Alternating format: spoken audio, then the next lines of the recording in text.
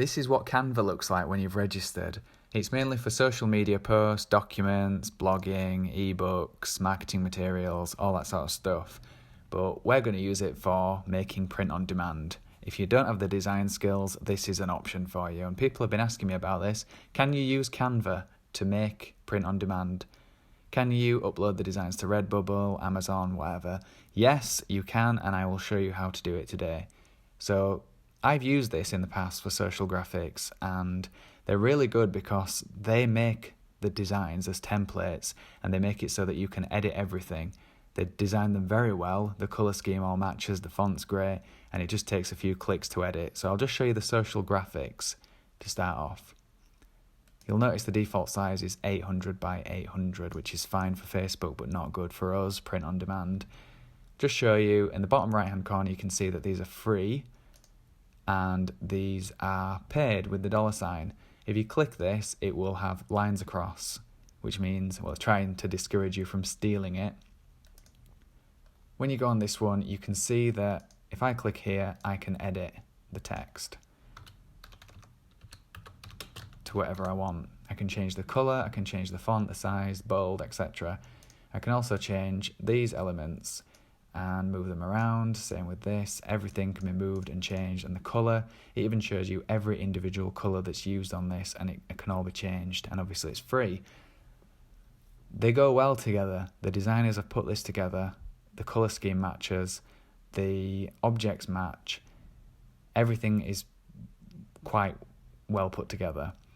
The background, these dots you can see in the background, you can even select those and move them around or delete them completely. Let's get rid of them and change the background colour, whatever. So it's really good for social media stuff. Everything can be moved around, but what we're going to use it for, if I go back to the page, is using custom dimensions for print on demand. They limit you to 5,000, you can't go over that, but that should be okay for our purposes. So we'll do 5,000 by 5,000 because why not? Click design and you will be taken to a similar page that I've just been on. And by default, it will give you these different layouts because it assumes that you want to create an image that's going to be used on social media or whatever. Ignore those. You probably want a text-based design. This is how we're going to do it. If you don't have the design skills, you don't have the Photoshop skills, you don't need to worry. Go on here. And you've got all these different texts, these different fonts that are available. They're all free, so you're able to use them. Just select something, think about what design that you're going to do, and is there a font that's relevant to that design that's going to look good. They're all pretty nice fonts, to be honest. They all stand out quite well. They're not horrible, not Comic Sans type thing.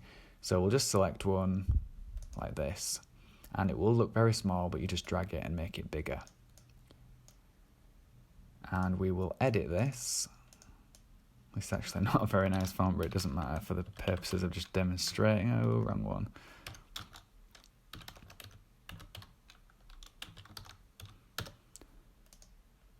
So we'll get rid of this because we don't need that. And probably make it a little bit bigger. Maybe a bit more. That's fine. We'll move that to the middle. And it'll tell you when it's in the middle as well. You can see that line's appeared. So now we'll look for an owl image and we'll go for illustrations, and you can see all the ones that are free, or you can pay for one if you wanted. So we'll just select this one, why not? And let's make him in the middle with that line, fine. And it might be that my blog's blue, not pink, so let's just change the colour to be blue so it matches.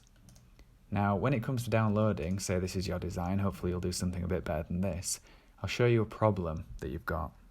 You can download and save, no problem, as a PNG, which is what we need, but as you can see, the transparent background option is greyed out. You can't select that, and what you would need to do is use Canva for work. You have to pay for it to download transparent backgrounds. Damn it.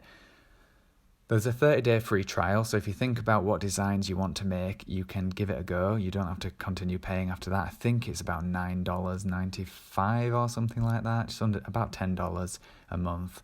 May be worth it for you, it may not. There's other free alternatives out there that I'm going to cover as well in future videos, but just consider that. And there is a way around that. I don't know if this is allowed by Canva, but let's say Well, we'll leave it at that. Well, I'll just download it and I'll show you. Download the image and press there. Now that image is saved, and when we upload it to Redbubble, everything looks good, but unfortunately when we change the colour, you can see that it has a white background, and some people do make sales with that, but we are not going to be that amateur. We are going to try and get rid of that background. So you can go to Photoshop or GIMP or whatever that you use, and I use this tool, which is called the Magic Wand tool, and create a new layer. Okay, we'll put that underneath, and then just select all the white with the magic wand, press delete, and anything that you've missed, like the inside of the O and the A, delete, and the E, and now it's transparent without paying Canva or anything. We'll go in the other layer and we'll change the background colour to something just to make sure that it looks okay. It seems to be okay. There may be little artifacts left behind from getting rid of it. So it may not, this may be the font actually, I'm not sure. But sometimes when you've had a colour on a background and you get rid of it using the magic wand, it's not perfect. Looks alright. I think it's actually just the font in this case. So we will get rid of that layer, we will disable it so it won't be visible, and I will save this owl and re-upload it to Redbubble. So click back on Redbubble and I will just replace image. And you'll see the difference when it finishes uploading. I will update everything on here. And of course it doesn't look very good anyway because I totally forgot that it was a black shirt, so we'll just change it to whatever, blue shirt, and we'll make it a little bit bigger. So obviously your design isn't going to look like this, but this is a very quick way of making a design with a decent font and with decent graphics for free very quickly without really having the design skills. Obviously, if you really don't have the design skills to the point where you can't select a background and delete it, you're probably going to have to pay Canva to get the transparent backgrounds. But if you can use GIMP or Photoshop Online or a different version of Photoshop that you've got, then you're easily able to get rid of that background and put something on a shirt very quickly.